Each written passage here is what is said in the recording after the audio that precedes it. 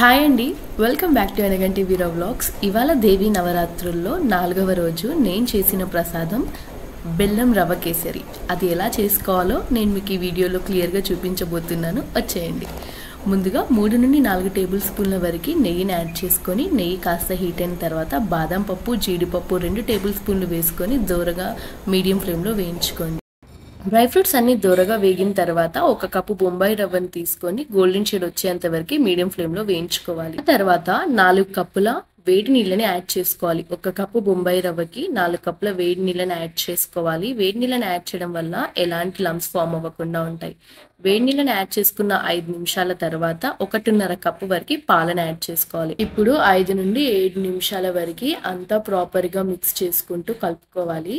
ఇలా 7 నిమిషాల తర్వాత ఒక సాఫ్ట్ కన్సిస్టెన్సీ లాగా వస్తుంది.